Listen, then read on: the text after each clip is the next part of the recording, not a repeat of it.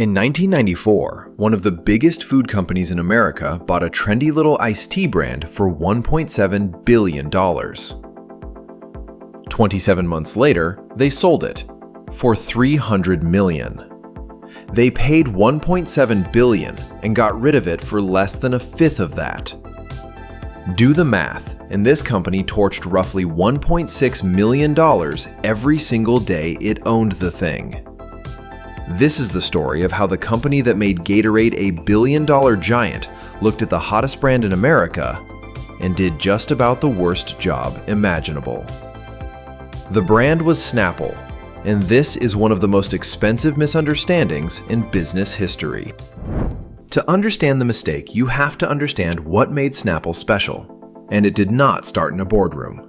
It started in 1972 in Brooklyn with three guys who had no business building a beverage empire. Two brothers-in-law and a childhood friend selling fruit juices under a name that is pure 1970s, unadulterated food products. Which, as brand names go, is not exactly poetry. Try chanting that at a ball game. Mercifully, they found something snappier. Snappy plus Apple equals Snapple. And for years it stayed small, weird, and genuinely lovable. People loved it precisely because it did not feel like it came from a giant corporation. Then, in the early 1990s, Snapple caught fire, in a genuinely strange way. The brand paid radio host Howard Stern to read its ads, and he riffed on it far beyond what he was paid for. Then Rush Limbaugh, on the complete opposite end of the political spectrum, started plugging Snapple too, for free. Two men who agreed on nothing, selling the same drink to two different Americas. Then came the masterstroke. An employee named Wendy Kaufman started reading real fan mail on camera as the Snapple Lady. No polish, no focus group, just real letters from people who loved iced tea. America adored it. By 1993, Snapple was the fastest growing beverage company in the country, with about 25% of the entire iced tea market on nearly $700 million a year in sales. All built on charm, chaos, and a network of small distributors. Remember those distributors. By now, Snapple was the brand everyone wanted a piece of. In 1992, a private equity firm run by an investor named Thomas H. Lee bought it for around $135 million, and 8 months later, took it public. The stock was a sensation. And watching all of this, from its headquarters in Chicago, was a giant that believed it understood beverages better than anyone alive. The Quaker Oats Company. Now, Quaker was not some clueless oatmeal outfit. It owned Gatorade. And Gatorade was about to become the exact reason Quaker made the worst decision in its history. Here is the thing about Gatorade. Quaker had bought it in 1983 as a sleepy regional sports drink and did something genuinely brilliant. Huge national campaigns. Michael Jordan, Be Like Mike. Muscular supermarket distribution. In about 10 years, they grew Gatorade from around $100 million in sales to over $1 billion. And that, right there, is the trap. Because Quaker's executives walked away convinced they had cracked the universal code for beverages. Buy a drink, pour on advertising, ram it through supermarkets, print money. They had won the lottery once and concluded they were simply very good at picking numbers. So when Snapple came up for sale, they did not see a fragile, quirky brand that could break. They saw Gatorade, the sequel.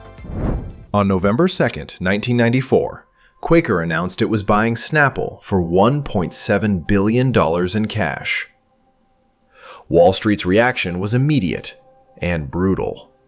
Investors decided Quaker had wildly overpaid by roughly $1 billion. On the day the deal was announced, Quaker's own stock dropped 9.9%, wiping out more than $1 billion of its own value in a single afternoon. Before Quaker had done a single thing with Snapple, the market had already erased over $1 billion, purely as punishment for the price. When the market finds you $1 billion on day one, that is usually the universe trying to tell you something. Quaker did not hear it.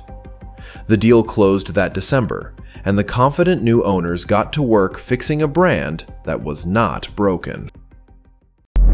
Now, remember those small distributors who built Snapple by hand? This is where Quaker took a flamethrower to the exact thing that made it work. Snapple lived in the cold channel. Delis, gas stations, corner stores, delivered by small distributors who earned a fat margin. Around $4 a case, roughly double what they made on other drinks. They loved Snapple and fought for every inch of shelf. Quaker looked at this passionate, motivated army and saw one word: inefficient. So they moved to pull Snapple into Gatorade's giant supermarket system and quietly tried to rewrite the distributor's terms.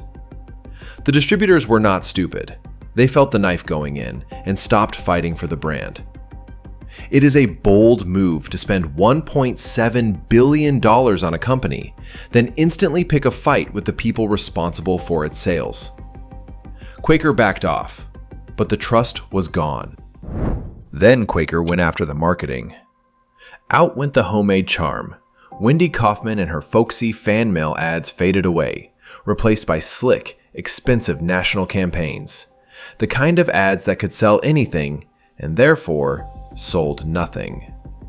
They took a brand whose whole personality was that it did not take itself seriously and sent it to finishing school. It is like adopting a scruffy, joyful mutt and immediately teaching it to file its taxes. And it was not even cheap. In one stretch of 1996, Quaker poured over $20 million extra dollars into Snapple advertising, and sales fell anyway. By late that year, sales were running about 8% below the year before. They spent more to sell less. Meanwhile, Arizona, Fruitopia, and Pepsi's teas smelled blood and flooded in.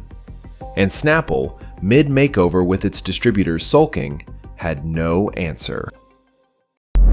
By early in the new year, Quaker had finally seen enough. The dream was over. Back in 1994, they had paid $1.7 billion for Snapple. Now, they just wanted out. They found a buyer, a company called Triarch, and sold the whole thing for $300 million. From $1.7 billion down to $300 million. A loss of about $1.4 billion. 18 cents back on every dollar. The sale closed in the spring of 1997. Spread across the roughly 900 days Quaker owned the brand, that is about $1.6 million gone every single day. You could have set $1.5 million on fire every single morning and come out ahead, because at least you would have skipped the banker's fee. Somebody had to answer for a $1.4 billion mistake. The man who had championed the Snapple deal was Quaker's chairman and chief executive, William Smithburg, the same executive who had engineered the Gatorade triumph. In April 1997, weeks after the sale, Smithburg announced he would step down. The Gatorade hero, undone by his own belief that the magic would simply repeat on command. And you might think that is the end of it. But this is where it turns from a cautionary tale into something almost cosmically unfair. Because the people who bought Snapple for scraps were about to make an absolute fortune, doing almost nothing at all. The buyer was Triarch, run by an investor named Nelson Peltz, and what they did next is almost insulting in how simple it was. They did not reinvent Snapple. They just undid Quaker's mistakes. They brought back Wendy Kaufman, made peace with the distributors, and let Snapple be weird and fun and chaotic again. And it worked! The brand came back to life. Then, in the year 2000, Triarch sold Snapple to Cadbury Schweppes for $1.45 billion. They had bought it from Quaker for $300 million, did essentially nothing except stop breaking it, and sold it 3 years later for nearly $1.5 billion. Quaker spent a fortune and a decade of expertise to destroy Snapple. Triarch got rich by leaving it alone.